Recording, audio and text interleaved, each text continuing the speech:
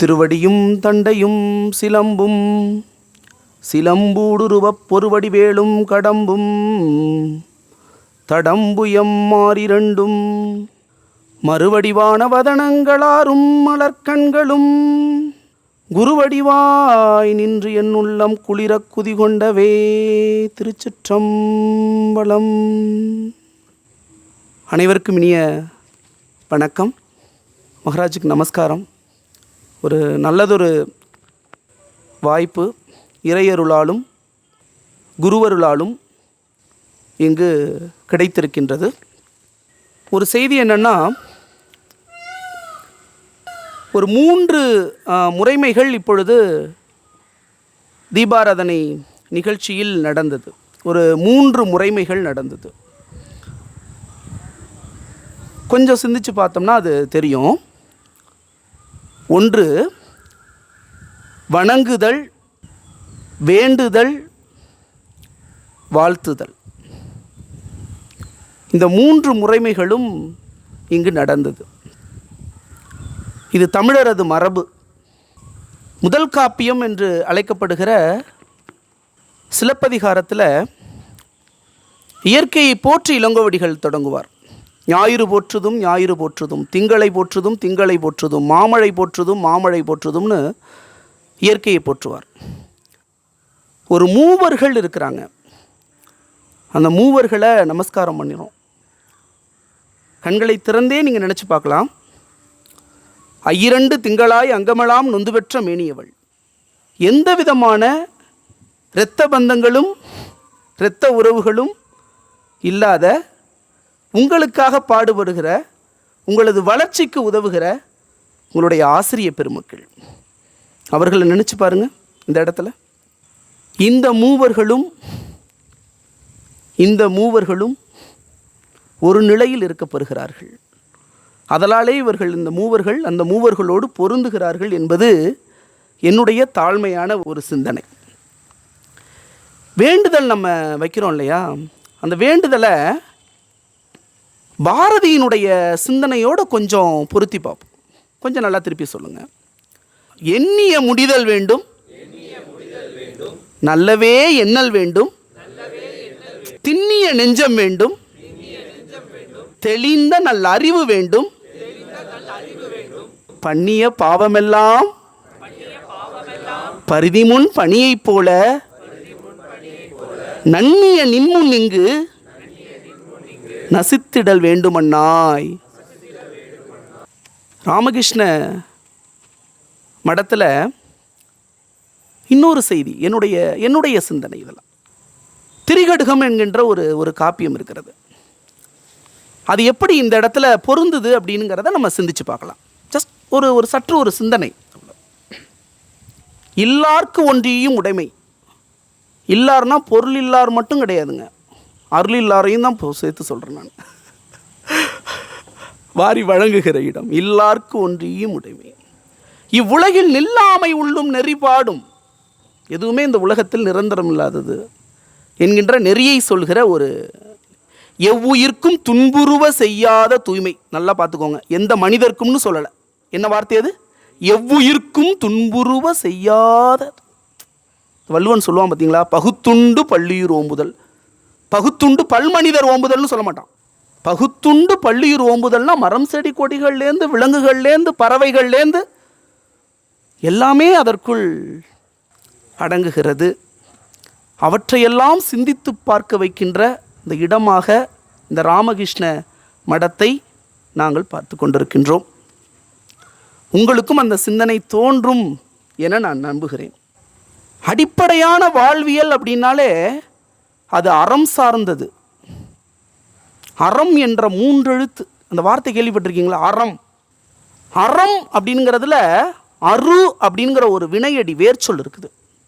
அரு, தீமையை அறுப்பது. அந்த வார்த்தை ஒவ்வொருவரும் மனதில் அதை நினைக்கணும். தீமையை அறுப்பது. இப்போ தீமையை அறுப்பது என்றால் எதை தேடுவது அப்படின்னு அடுத்த சிந்தனை. நன்மையை தேடுவது. 2 விஷயம் ஞாபகம் வச்சுக்கோங்க நம்முடைய அடிப்படை வாழ்வியல்ல. ஒன்று தீமையை அறுப்பது, மற்றொன்று நன்மையை தேடுவது. இது அடிப்படை வாழ்வியல். இந்தியாவுக்கு சுதந்திரம் கிடைத்த பொழுது மகாத்மா காந்தி கிட்ட நிருபர்கள் கேட்கிறார்கள். பாபுஜின்னு சொல்லுவாங்க மகாத்மா காந்திஜி. பாபுஜி, இந்தியாவினுடைய எதிர்காலம் பற்றி சொல்லுங்கள் பாபுஜி. பாபுஜி பொறுமையாக சொல்கிறாங்க. மகாத்மா காந்தி சொல்கிறாங்க, பொறுமையாக சொல்கிறாங்க, இந்தியாவின் எதிர்காலம் 4 சுவர்களுக்குள், வகுப்பறை சூழலுக்குள் நிர்ணயிக்கப்படுகிறது. அங்கே தான் தேட வேண்டும் இந்தியாவின் எதிர்காலத்தை. நீங்கள் யாருன்னு உங்களுக்கு புரியுதுங்களா? அண்ணல் மகாத்மாவினுடைய சிந்தனை எப்படி இருக்குதுன்னு பாருங்கள். அதனால்தான் இந்த அடிப்படை வாழ்வியல் செய்திகளை உங்கள்கிட்ட சொல்லிக்கிட்டு இருக்கிறேன். இந்த அடிப்படை வாழ்வியல் சிந்தனைகளில் மிக முக்கியமானது ஒன்று, உனக்கானதை நீயே தேடிக்கொள் என்கின்ற சிந்தனை. இதை மனசில் கொஞ்சம் விதைச்சிக்கோங்க. இந்த சிந்தனையோட ஒருவருடைய வாழ்க்கையை நான் பொருத்த போகிறேன். ஒரு பள்ளியில் 3ஆம் வகுப்பு நடந்து கொண்டிருக்கின்றது. வகுப்பாசிரியர், அந்த பாட ஆசிரியர் மாணவர்கள்ட்ட கேட்குறார், உங்களுக்கு என்ன ஆகணும்னு ஆசை? ஒவ்வொரு மாணவரும் ஒன்றொன்று சொல்கிறார்கள். உயர் பதவியில் அடைய வேண்டும், மருத்துவராக வேண்டும், வழக்குரைஞராக வேண்டும். சிந்தனை அப்படி தானே. ஒரு பிள்ளை மட்டும் சொல்கிறான், நான் குதிரை வண்டிக்காரனாக வேண்டும் என்று சொல்கிறான். குதிரை வண்டிக்காரனாக வேண்டும் என்று சொல்கிறான். வித்தியாசமாக இருக்குல்ல? யாராவது அப்படி சிந்திப்பாங்களா? குதிரை வண்டிக்காரனாகணும். எல்லாரும் சிரித்தாங்க. ஆசிரியருக்கே வியப்பு, என்ன குதிரை வண்டிக்காரனாகணும் என்று ஒருவன் சொல்கிறானே அப்படின்னு சொல்லிட்டு ஒன்றும் சொல்லலை. அன்று மாலை வகுப்பு முடிந்தது. அவங்க அம்மா அழைக்க வர்றாங்க அந்த குழந்தைய. அவங்க அம்மாட்ட அந்த ஆசிரியர் சொல்கிறாரு, அம்மா, இன்றைக்கி வகுப்பில் கேட்டேன், என்ன ஆக வேண்டும் என்று கேட்டேன், ஆனால் உங்களுடைய மகன் குதிரை வண்டிக்காரனாக வேண்டும் என்று சொல்கிறான் அப்படின்னு சொல்கிறாங்க. அவங்க அம்மா அந்த குழந்தைய கைப்பிடிச்சு அழைச்சிட்டு போகிறாங்க. எதுவுமே சொல்லலை. போகிற வழியில் கேட்குறாங்க, ஏன்பா அப்படி சொன்னீங்க, குதிரை வண்டிக்காரனாக வேண்டும் என்று சொன்னீர்கள் அப்படின்னு சொல்லிவிட்டு அவங்க அம்மா பொறுமையாக கேட்குறாங்க. இல்லையம்மா, நான் குதிரை வண்டியில் வந்தேன் பள்ளியில். குதிரை வண்டி வேகமாக சென்றது. அந்த குதிரை வண்டிக்காரன் அந்த லகானை பிடித்து கொண்டு அந்த சாட்டையை அடித்து வீசுகிற பொழுது மிக வேகமாக செல்கிற காட்சியை பார்த்தேன். அதனால் எனக்குள்ளே அது மனசில் பதிந்தது, நான் குதிரை வண்டிக்காரனாக வேண்டும் என்று அப்படின்னு சொன்னேன். அழைச்சிட்டு போகிறாங்க. மாலை நேரம். முகம் கை காலெல்லாம் கழுவிட்டு அந்த குழந்தைக்கு சுவாமி திருப்படத்தின் முன்பு, திருவுருவ படத்தின் முன்பு நிற்க வச்சு தீபாராதனை காண்பித்து, குதிரை வண்டிக்காரனாக ஆக வேண்டும் என்று ஆசைப்பட்டாய் அல்லவா, அப்படியே ஆகு, ஆனால் எப்படிப்பட்ட குதிரை வண்டிக்காரனாக ஆக வேண்டும் என்று நான் சொல்கிறேன் என்று தீபாராதனை செய்துவிட்டு அந்த திருவுருவ படத்தை காண்பிக்கின்றார்கள். அது என்ன தெரியுங்களா படம்? உலகளந்த இறைவன், பரந்தாமன், பார்த்தசாரதி, அழகாக சொல்கிறீங்க, பார்த்திபனுக்கு சாரதியாக இருக்கக்கூடிய கிருஷ்ண பரமாத்மா படத்தை காண்பித்து சொல்கிறார்கள், உலகத்திற்கே எடுத்து ஓதியவனப்பா இவன், பகவத்கீதை என்கின்ற மிகப்பெரிய தத்துவத்தை இந்த உலகத்திற்கு எடுத்து சொன்னவனப்பா இவன். நீ குதிரை வண்டிக்காரனாக வேண்டும் என்று ஆசைப்பட்டாய் அல்லவா, இப்படிப்பட்ட குதிரை வண்டிக்காரனாக நீ ஆக வேண்டும் என்று சொன்ன. அப்படியே ஆகிறேனம்மா. உனக்கானதை நீயே தேடிக்கொள். முதல் விதை இலக்கு. அந்த இடத்துல கோல் செட்டிங் ஃபிக்ஸ் ஆகுது பாருங்க. வழக்கமாக கேட்பாங்க, எக்ஸாமுக்கு படிக்கிறியாப்பா, எவ்வளோ மார்க் எடுக்க போகிற அப்படின்னு கேட்டால் எப்படி சொல்லுவீங்க? ஒரு 80க்கு மேலே, 100க்கு ஒரு 80க்கு மேலே. அது கோல் செட்டிங் கிடையாது. நல்லா புரிஞ்சுக்கிடுங்க. இல்லை சார், நான் 90க்கு மேலே எடுப்பேன், அது கோல் செட்டிங் கிடையாது. புரிஞ்சுக்கிடுங்க. 95க்கு மேலே எடுப்பேன், கோல் செட்டிங் கிடையாது. ஃபிக்ஸ் பண்ணணும் கோல் செட்டிங்கை, அக்யூரேட்டாக ஃபிக்ஸ் பண்ணணும். நான் 91 மதிப்பெண் தான் எடுப்பேன், 98 தான் எடுப்பேன், 100 மதிப்பெண் தான் எடுப்பேன். இதுதான் கோல் செட்டிங்.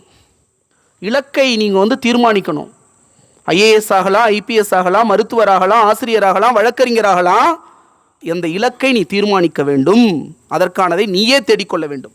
அவர் இலக்கை தீர்மானிச்சிட்டாரு. இலக்கை தீர்மானிச்சிட்டாரு. யார் அந்த சிறுவன்? நல்லா சொல்லலாம், யார் அந்த சிறுவன்?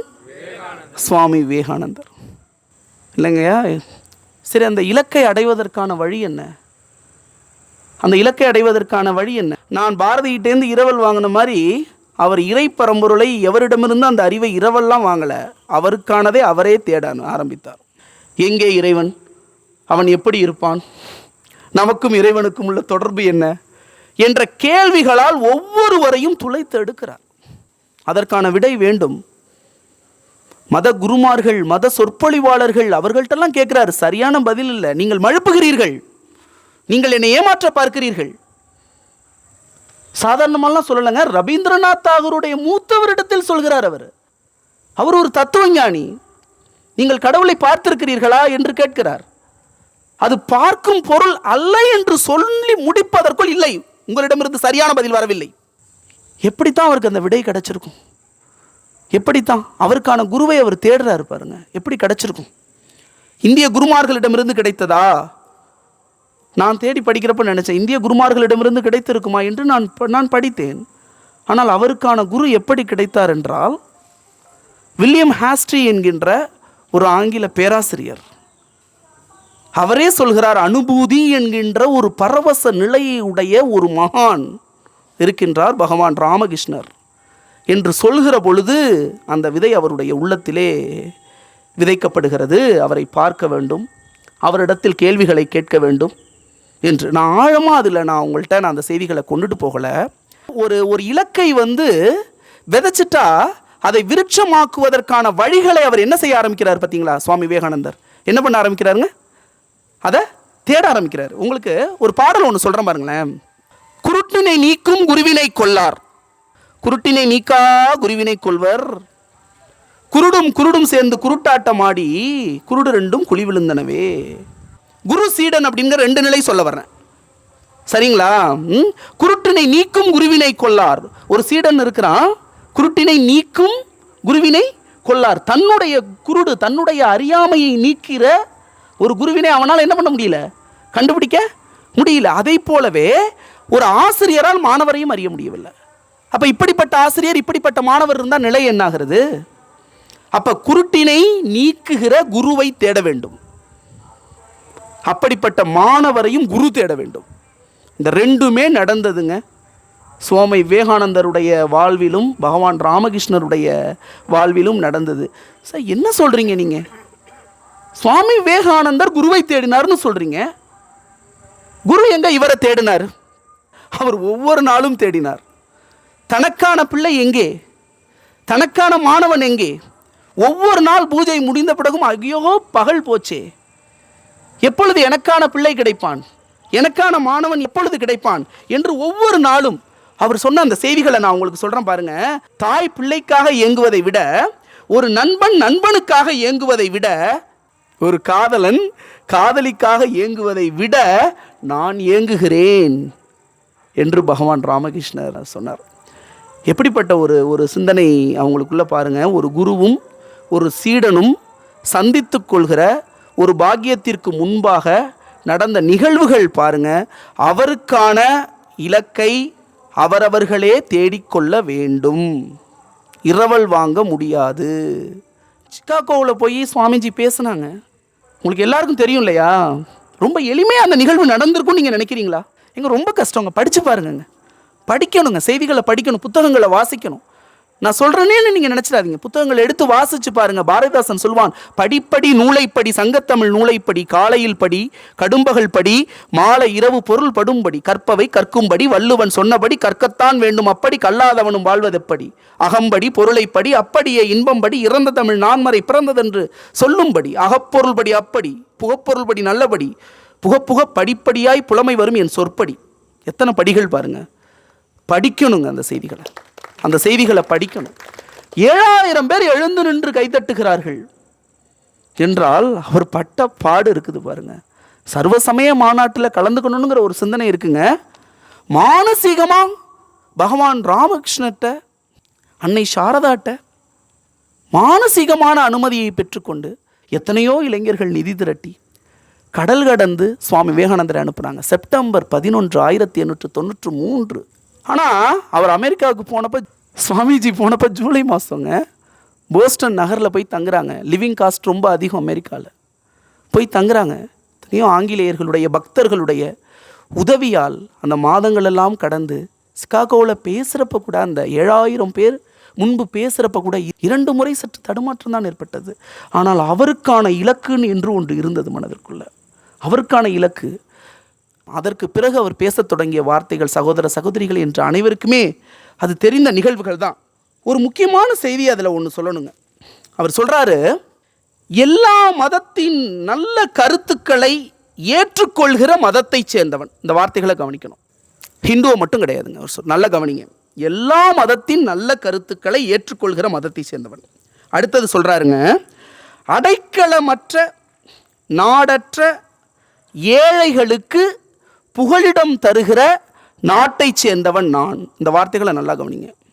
முதல்ல தனக்கான இலக்கை அடைவதற்கான வழிகளை தேடிக்கொண்டவர் தன் நாட்டிற்காக, தன்னுடைய சமயத்திற்காக பேசத் தொடங்குகிறார். இது மாதிரியான ஒரு சிந்தனைகளை எந்த துறவிகள்கிட்ட பார்க்க முடியும்னு நீங்கள் நினைக்கிறீங்க? அவரவர் மதம் பெரிது என்று பேசுவார்கள். ஆனால் அவர் அப்படி பேசலை. எல்லா மதங்களையும் அன்பை தானங்க போதிக்குது. எல்லா மதங்களும் அன்பை தானே போதிக்குது. அவர் சொல்கிறாரு, ஒரு விதவையினுடைய கண்ணீரை துடைக்காத, இளம் விதவையினுடைய, மன்னிக்கணும், ஒரு இளம் விதவையினுடைய கண்ணீரை துடைக்காத, ஒரு ஏழை குழந்தையினுடைய பசிக்கு ஒரு துண்டு தராத எந்த மதத்தையும் நான் ஏற்றுக்கொள்ள மாட்டேன் என்று சொல்கிறார் சுவாமி விவேகானந்தர். நல்லா கவனிங்க. அப்போ மற்ற மதங்களை படிக்காமல் இருந்திருப்பார்னு நினைக்கிறீங்களா? சொல்லுங்கள், எந்த மதம் அன்பை போதிக்கலைன்னு சொல்லுங்கள். பிற நலத்தை போதிக்கிற மதங்கள் எல்லா இடத்துலையும் தாங்க இருக்குது, இல்லைங்களா? கிறிஸ்டியானிட்டியில் நான் ஒரு செய்தி சொல்கிறேன் பாருங்க. சகேயு அப்படிங்கிற ஒரு கேரக்டர் பற்றி படிச்சிருக்கிறீங்களா? மிக குள்ளமான உருவம். அவர் இருக்கிற பகுதியில் அவர் பரிகாசம் செய்யப்படுவார் அந்த குள்ளத்தை பார்த்து. பாடி ஷேமிங்கிறது எவ்வளோ கொடுமையானது தெரியுங்களா? நம்ம குண்டாக இருக்கிறோம், ஒல்லியாக இருக்கிறோம், கருப்பாக இருக்கிறோம், சிவப்பாக இருக்கிறோங்கிற பாடி ஷேமிங்கை வாழ்க்கையில் அதெல்லாம் பண்ணவே கூடாதுங்க. பாருங்கள் எப்படி நடக்குது பாருங்க. பரிகாசம் செய்யப்படுகிறார். ஒவ்வொரு நாளும் கடவுளை வேண்டுவானாம் சகையு. என்னை ஏன் படைத்தா இறைவா? என்னை கருவிலேயே அழித்திருக்கலாமே. இப்படி பரிகாசம் செய்வதற்காகவா என்னை படைத்த? எவ்வளவு ஏற்றத்தாழ்வுகள் பாருங்கள் எல்லா இடத்துலையும். ஒரு நாள் இயேசு கிறிஸ்து அந்த ஊருக்கு டிராவல் பண்ணுறாரு. ஒரு நாள் டிராவல் பண்ணுறாரு. இயேசு கிறிஸ்து வருகிறாருன்னு சொன்னோன்னா உடனே கும்பல் நிற்கிறது, ஒரே கூட்டம் நிற்கிறது. சகைவு எப்படியாவது அவரை பார்க்க வேண்டும் என அந்த கூட்டத்தில் முன்பு செல்ல முயற்சிக்கிறார். நீ என்ன இயேசு கிறிஸ்துவை பார்க்க போகிறாய் என்று இடித்து தள்ளுகிறார்கள். உடனே சகைவு எப்படியாவது அவரை பார்க்கணும்னு சொல்லிட்டு, ரொம்ப குள்ளமான உருவம் இல்லையா, அதனால் பக்கத்தில் இருக்கிற ஒரு மரத்து மேலே விறுவிறுன்னு மேலே ஏறி அப்படி நின்று எப்படியாவது இயேசு கிறிஸ்துவை பார்க்கணுன்னு நிற்கிறார். இயேசு கிறிஸ்து வருகிறார், அந்த கூட்டத்திற்குள் நுழைகிறார், கூட்டத்தை விளக்குகிறார். யாரையே தேடுவதை போல இயேசு கிறிஸ்து விளக்குகிறார், அந்த கூட்டத்தை விளக்குகிறார். தேடி பார்க்கிறார், இப்படியே பார்க்கிறார். எல்லாரும் யாரை பார்க்கிறாருன்னு நினைக்கிறாங்க. அப்படியே மேலே பார்க்கிறாரு, அந்த மரத்து மேலே சகையு. இவ்வளவு நாள் அவர்கள் பார்த்ததில்லை. இயேசு கிறிஸ்து சொல்லுகிறார், சகையு கீழே இறங்கு, உன்னை பார்ப்பதற்காகவே நான் வந்திருக்கின்றேன், உம்மிடத்தில் இளைப்பாறுவதற்காகவே நான் வந்திருக்கின்றேன் என்று சொல்கிறார். அத்தனை பேரும் வெட்கி தலை குனிந்தார்கள். இல்லைங்களா? திக்கற்றவனே பாக்கியவான். எங்கே கடவுள் இருக்கிறாரு அப்படிங்கிறது பாருங்க. எந்த மதத்தில் அன்பு போதிக்கப்படவில்லை, அதை தான் சுவாமி விவேகானந்தர் அவர்கள் சொல்கிறார். ஒரு அழகான செய்தி உங்கள்கிட்ட அதை சொல்லிடுறேன். அந்த அந்தராத்மா வெளிக்கொண்டு வரும். நான் சொல்கிற இந்த வார்த்தைகளை வெளிக்கொண்டு வரும். நான் சுவாமி விவேகானந்தர் சொன்னதை தான் சொல்கிறேன். எல்லா ஆற்றலும் உனக்குள்ளே இருக்கிறது. இந்த பிரபஞ்சமும் கேட்டுட்டு இருக்கு நான் சொல்கிறத. உங்களுக்குள்ளே அந்த சிந்தனை விழணும்.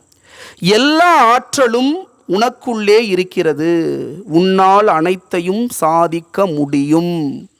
இதனை நம்பு. கவனிங்க, இதனை நம்பு. நீ பலவீனன் என்பதை ஒருபோதும் நம்பிவிடாதே. உன்னை யாராவது சொல்றான், நான் தள்ளி நில்ல அவன்கிட்ட. உன்னை பலவீனன் என்று எவரேனும் ஒருவர் சொன்னால் நம்பிவிடாதே. எழுந்து நின்று உன்னுள் உறையும் சக்தியை வெளிப்படுத்து. இந்த வார்த்தைகளை கவனிங்க. இது நாள் வரைக்கும் உன்னை எவரேனும் பலவீனன் என்று நினைத்திருக்கின்றலாம். நீனே கூட நினச்சிருக்கலாம், என்னால் இது பண்ண முடியாது, இதை செய்ய முடியாது அப்படின்னு நினச்சிருக்கலாம். கண்டிப்பாக முடியும். அது இறையருளாலும் குருவருளாலும், அதை தாண்டி தெய்வத்தானாகாது எனினும் முயற்சிதன் மெய்வருத்த கூலி தரும். பெரிய கோயில் போனீங்களா? பெரிய கோயில் சுற்றுப்பிரகாரத்தெல்லாம் பார்த்தீங்களா? கல்வெட்டுகள் பார்த்தீங்களா? அந்த கல்வெட்டில் இருக்கிற ஒரே ஒரு செய்தியை உங்கள்கிட்ட சொல்கிறேன்.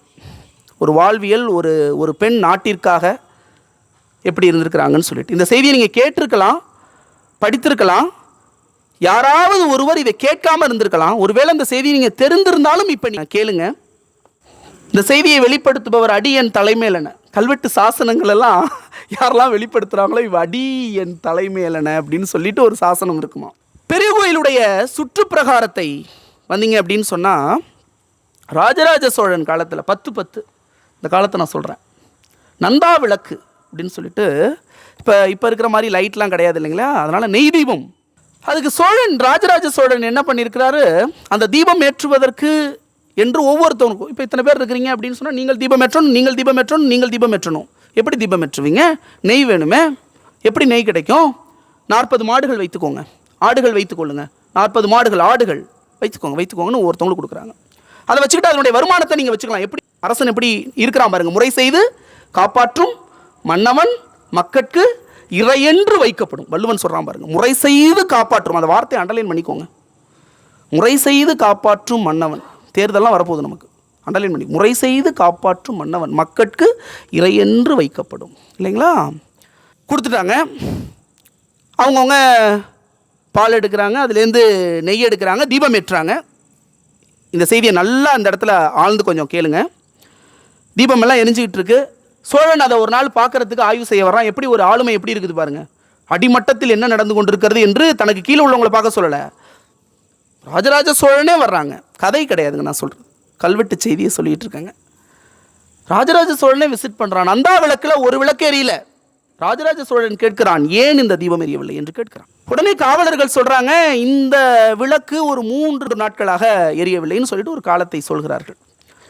எதனால் எரியவில்லை என்று கேட்கிறார். இதற்குரியவன் யார் என்று சோழன் கேட்கிறான். 70 மாராயன் என்று பெயர் சொல்கிறார்கள். ஏன் அவன் வரவில்லை, ஏன் 1 மாத காலமாக வரவில்லை, 27 நாட்கள் தீபம் எரிந்தது, 3 நாட்கள் தீபம் எரியவில்லை என்று சொல்கிறார்கள். உடனே என்ன செய்கிறான், தன்னுடைய காவலர்களை விட்டு அவனுடைய இல்லத்தில் பாருங்கன்னு சொல்லலை, சோழன் புறப்படுகிறான் 70. ஒரு குடிசை வீடு வாசல்ல நிற்கிறான். மாராயா வெளியே வா என்று சோழன் அறிவிக்கிறான். 70 மாராயா வெளியே வா என்று 3 முறை சொல்கிறான். 3வது முறை ஒரு அழுகுரலோடு ஒரு பெண் நாராய் கிடந்த ஒரு குழந்தையை, ஒரு சவளை குழந்தையை தன்னுடைய தோளில் போட்டுக்கொண்டு அழுது கொண்டே மகாராஜா என்று வெளியே வருகிறார். எங்கே மாராயன், ஏன் தீபம் ஏற்றவில்லை, ஏன் நெய் கொடுக்கவில்லை? 1 மாதத்திற்கு முன்பு காவிரி ஆற்றில் ஏற்பட்ட வெள்ளத்தின் காரணமாக நீங்கள் கொடுத்த 40 மாடுகளும் வெள்ளத்தில் அடிபட்டு, மாடுகளை காப்பாற்ற சென்ற மாராயனாகிய என்னுடைய கணவரும் இறந்து விட்டார் மகாராஜா. ஒரு நிமிடம் அதிர்ந்து போகிறான் சோழன். 1 மாத காலத்திற்கு முன்பு நடந்த நிகழ்வு 27 நாட்கள் தீபம் எரிந்திருக்கிறது எப்படி என்று கேட்கிறான். எப்படி சொல்வதென்றே தயங்கி கொண்டு, அவளது பெயர் வரகுணாள், மன்னிக்கணும் அந்த பெயரை சொல்லலை, வரகுணாள் சொல்கிறாங்க. வறுமையின் பிடியில் இருக்கிற வரகுணாள் தன்னுடைய தாய்ப்பாலை விற்று நந்தா விளக்கிற்கு நெய் அளித்திருக்கின்றாள். 3 நாட்கள் தாய்ப்பால் வற்றி போச்சு. மன்னன் குலை நடுங்கி போகின்றான். ஐயோஹோ என்று எதற்கும் அஞ்சாத ராஜராஜ சோழன். இவ்வளோ கம்பீரமான கோயில் பாருங்க. அப்படி தானே அவனும் நின்றுப்பான். தன்னுடைய கம்பீரத்தினுடைய வெளிப்பாடு இல்லையா அது, பெரிய கோயில் அது. குலை நடுங்கி போன ராஜராஜ சோழன் ஐயோஹோ என்று நடுங்கி விழுகிறான். நீங்கள் அரசின் சொத்து, இனிமேல் உங்களை பார்ப்பது எனது கடமை, நாங்கள் பார்த்து கொள்கிறோம் என்று ராஜராஜ சோழன் சொல்கிறான். அர்ப்பணிப்பு எப்படி இருக்கணுங்கிறதுக்காக சொல்கிறாங்க நான் உங்களுக்கு. அடிப்படை வாழ்வியலில் நீங்கள் கற்றுக்கொள்ள வேண்டிய அடுத்த செய்தி அர்ப்பணிப்பு. புரியுதுங்களா? பாருங்கள், வரகுணாள்ங்கிற பெண்ணை அவன் சொல்கிறான், கல்வெட்டில் என்னுடைய பெயர் இருக்கும் வரை 70 மாராயனது பெயரும் பெருஞ்சாதி வரகுணாள் பெயரும் இருக்கட்டும் என்று குஞ்சரமல்லன் என்கின்ற பெருந்தச்சனிடத்தில் சொல்கிறான், கல்வெட்டில் பதித்து வை. இன்றைக்கும் அந்த கல்வெட்டில் பார்க்கலாங்க. சரி, இப்போ இருக்கிற செய்தியை சொல்கிறாங்க. சென்னையில் என்னென்ன வந்திருக்கிறீங்க? சமீபத்தில் நான் தொலைக்காட்சியில் பார்த்த செய்திங்க. எனக்கு வரகுணாள் ஞாபகம் தான் வந்துச்சு எனக்கு. பத்மா 43 சவரன் நகைங்க. 1 சவரன் எவ்வளோன்னு விலை தெரியுங்களா அவங்களுக்கு? அவங்க என்ன வேலை பார்த்துட்ருக்காங்க? கலெக்டர் பணி கிடையாதுங்க. ஐயோ, பணியை தாழ்வாக சொல்கிறேன்னு நினைக்க வேணாங்க. மிக உயர்ந்த சம்பளம் வாங்குகிற பணி கிடையாதுங்க, தூய்மை பணியாளருங்க. நினச்சி பாருங்கள், 1 சவரன் இன்றைக்கி விற்கிற விலை என்ன? 43 சவரன் அவங்க எடுத்து விற்றுருந்துருக்கலாம் இல்லையா? எந்த அளவிற்கு பொருளாதார பின்னணி இருந்திருக்குன்னு நினச்சி பாருங்கள். அதை விற்று இருந்தால் தன்னுடைய குடும்பம் நல்லா இருந்திருக்கும், பிள்ளைகளை படிக்க வச்சுருக்கலாம், பொண்ணுக்கு கல்யாணம் பண்ணி கொடுத்துருக்கலாம், எப்படியோ இருந்திருக்கலாங்க, நிம்மதியாக தன்னுடைய வாழ்க்கையை கழிச்சிருக்கலாம். அப்படி நினைக்கலங்க அந்த பத்மா. எனக்கு வரகுணாளோட தான் அவங்கள எனக்கு ஒரு நிலையில், ஏன்னா ஒவ்வொரு நாளும் வரகுணாள் பிறக்கிறாள் போல இருக்குது. ஒவ்வொரு பிறவியிலும் வரகுணாள் பிறக்கிறாள். எப்படிப்பட்ட வாழ்வியல் பாருங்க. கலித்தொகை சொல்கிறது, பிறர் நோயும் தம் நோய் போல் போற்றி. மற்றவங்களுடைய துன்பத்தையும் எப்படி நினைக்கணும்? 43 சவரன் நகையை தொலைச்சவனுடைய துன்பம் எப்படிப்பட்ட துன்பமாக இருக்கும் அப்படின்னு பத்மா என்ன பண்ணுறாங்க, நினைக்கிறாங்க. அந்த நினைப்பு இதை கொடுக்க வேண்டும் என்கிற ஒரு நிலைக்கு அவள் வருகிறாள். நான் சொல்கிற செய்தி புரியுதுங்களா? சரிங்க. இன்னும் ஒரே ஒரு செய்தி. சுதந்திர போராட்ட வீரர்களில் மருது சகோதரர்கள் பேர் கேள்விப்பட்டிருக்கீங்களா? ரொம்ப மகிழ்ச்சியாக இருக்கும். பெரிய மருது, சின்ன மருது, மிகப்பெரிய ஒரு வீரர்கள். அவர்களுக்கு ஒரு ஆசை இருந்ததுங்க. காளையார் கோயிலுக்கு ஒரு தேர் செய்யணும் அப்படிங்கிற ஒரு ஆசை இருந்ததுங்க. காளையார் கோயிலுக்கு தேர் செய்யணும்னா யாரை வைத்து தேர் செய்வது? உலக புகழ்பெற்றதாக அந்த தேர் இருக்கணும்னு சொல்லிட்டு குப்பமுத்து ஆசாரி அவர் பேர். ஆசாரி என்ற ஜாதி பேரை சொல்கிறேன்னு நினைக்க வேண்டாம், தச்சு பணி செய்பவர் அவர். குப்பமுத்து அவர் பேர். அவரை நியமிக்கிறாங்க. அவருக்கு ரொம்ப மகிழ்ச்சி. ஏன்? அரசர் சொல்றாரு. அரசர் சொல்கிற பணி காலத்துக்கும் நிலைச்சிருக்கும். எப்படி குஞ்சரமல்லனுடைய தச்சனுடைய பேர் நிலைத்திருக்கிறதோ அதுபோல. உடனே தேர் செய்யறதுக்கு நினைக்கிறாரு. தேர் சக்கரம் செய்வதற்கு முன்பு ஒரு விநாயகர் சிலை செய்யணுங்க. அது மரபு, அந்த சமூகத்தினருக்கு அது தெரியுங்க. விநாயகர் சிலை செய்கிறாங்க, அந்த தொழில் செய்பவர்களுக்கு தெரியும். அப்பொழுது துதிக்கை உடைகிறது விநாயகர் சிலை செய்கிறப்ப. ஐயோ ஏதோ ஒன்று நடக்கப் போகிறது என்று வானசாஸ்திரம் பார்ப்பார். முத்து போட்டு பார்க்கிறார். முத்து போட்டு பார்க்கிற பொழுது அவருடைய மனச்சிந்தனையில் ஒரு ஓட்டம் ஓடுகிறது. என்ன அப்படின்னு சொன்னால், தேர் முதல் நாள் உலா வருகிற பொழுது அன்றைக்கு மன்னனாக இருக்கப்படுவான் இறந்து விடுவான் என்று செய்தி சொல்கிறது. இதை போய் மன்னன்ட்ட சொல்ல முடியுமா? அரசர் நம்புவாரானுங்கிறதே தெரியாது. அதுவும் பெரிய மருதெல்லாம் சத்தியமாக நம்பியிருக்க மாட்டார். நீ என்ன சொல்கிற, கதை விடுறியான்னு கேட்டிருப்பாரு. இன்னொருத்தவரை நான் நியமிக்கிட்டான்னு கேட்டிருப்பார். இவர் ஒன்றுமே சொல்லலை. பெரிய மருது சின்ன மருதுகிட்ட போகிறாரு. நீங்கள் சொல்கிற தேரை நான் செஞ்சிட்றேன், ஆனால் எனக்கு தேர் செஞ்சதுக்கப்புறம் காணிக்கை கொடுப்பீங்க இல்லையா? வழக்கமாக அப்படி தான் நடக்கும். அவர் சொல்கிறார், ஒவ்வொரு நாளும் என்னுடைய பணியாளர்களுக்கு நீங்கள் காணிக்கை கொடுத்துடணும், அன்று இரவுக்குள்ளே கொடுத்துடணும். நம்பர் 1 கண்டிஷன் 1 இவர் வைக்கிறாரு மருது சகோதரர். நம்பர் 2 ரெண்டாவது கண்டிஷன் என்ன தெரியுங்களா சொல்கிறாரு? இப்பொழுது எனக்கான காணிக்கையை எப்பொழுது தர வேண்டும் என்றால், தேர் முதல் நாள் உலா வரும் இல்லையா, அன்னைக்கு தான் எனக்கான காணிக்கையை கேட்பேன், நான் அன்றைக்கு தான் நீங்கள் தர வேண்டும் என்று 2 கண்டிஷன் வைக்கிறாரு. மருது சகோதரர்கள் ஒத்துக்கிறாங்க, தேர் செஞ்சிடறாங்க. நான் வேகமாக சொல்லிடுறேன், தேர் செஞ்சாச்சு. மிகப்பெரிய தேர். மருது சகோதரர்கள் வியந்து பார்க்கிறார்கள். குப்பமுத்தாசரையை அணைச்சிக்கிறாங்க. என்னமா செஞ்சிட்டீங்க நீங்கள் தேர் அப்படின்னு சொல்கிறாங்க. உடனே பெரிய மருது கேட்குறாரு, தேர் மூவ் ஆகணும், உலா வரணும். அது பெரிய மருது கேட்குறாரு, காணிக்கை கேட்டிங்களே அப்படின்னு கேட்டார். என்ன காணிக்கை கேளுங்க அப்படின்னு கேட்குறாரு.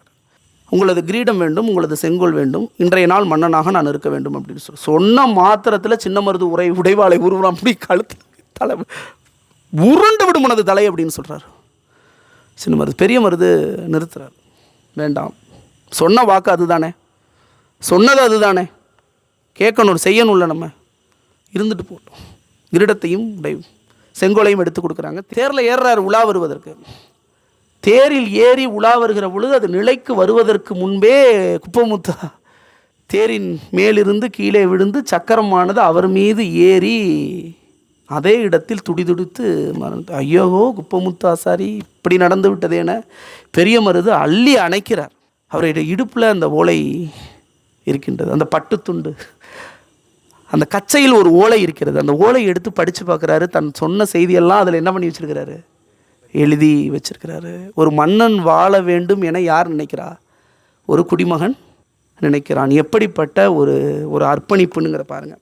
இது பறந்து விரிந்த பாரத மண்ணுங்க. இந்த செய்தி தான் ஆதிசங்கரரும் மாத்துவரும் ராமானுஜரும் பகவான் ராமகிருஷ்ண பரமஹம்சரும் அன்னை சாரதாம்மாவும் சுவாமி விவேகானந்தரும் பட்டினத்தார் வள்ளலார் சைவ சமய குறவர்கள் அத்தனை பேரும் பிறந்த மண்.